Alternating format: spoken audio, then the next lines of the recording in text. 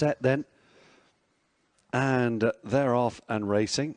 They broke out of the stalls then with a mile in front of them. Prejudice a little bit tardily away. This Racing TV sponsored Handicap. It's a Class 4 event. Rhubarb Bikini was always going to make sure it was an honest gallop. Nankeen at this stage, another one like to go forward, settling in third as Diderot goes into second place, racing with a bit more enthusiasm than he went down to post. And Elite just circling the field and moving up now round the outside. Shane Kelly maybe wants to take on the leader, but he allows Pink Rhubarb Bikini out in front, pink jacket, pink sleeves on the outside there. That's Anderleep in second place. Nankeen and Diderot held up behind them. Hazel and Prejudice on the outside of that one in the bronze colours. About 4 lengths would cover these 6 runners as they race on down towards the end of the back straight. Just under half a mile to go, just past the halfway stage here.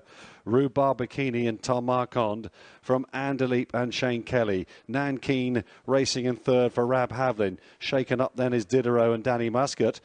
Looking for room there, Hazel on the inside, still travelling well. Prejudice off the bridle again as he's a bit outpaced on that turn as they straighten for the judge.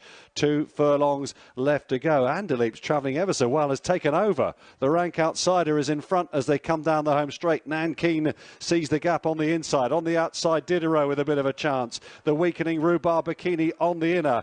And it's Diderot who strikes the front, approaching the final half furlong. He wasn't keen to go to post, but he's motoring home here in some style on debut for James Ferguson, and Danny Muscat brings home Diderot to win easily. Second goes to Hazel, Nankeen and then Prejudice.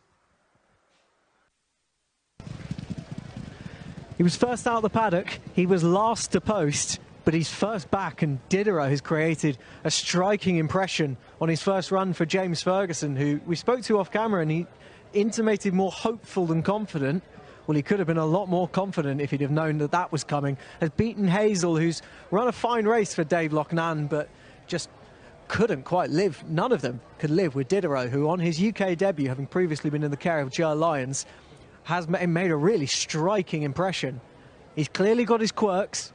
He's clearly a little bit tricky. But he scores at 9-4 under a fine ride from Daniel Muscat for James Ferguson, who looked to be getting a little bit more busy than the perfectly placed Nankeen, who doesn't really look to have many excuses. From there, had the parting of the Red Sea when Anderleep and Rhubarb Bikini went their separate ways, having set a nice, good, even clip for them to aim at. But Diderot, he still seemed to be learning the job. His 2 runs after breaking his maiden at Dundalk for Joe Lyons were in good company at Leopardstown and the Curragh, and he'd run probably only respectfully in both of those, but he'd had plenty of time off, and he's reappeared as a 4-year-old as a completely different kind of model. He was well backed as a favourite when he broke his maiden, and he was pretty well found in the market today as well. I don't think any excuses for Nankeen. I think Hazel has put in a good performance. She does flatter to deceive a little bit, and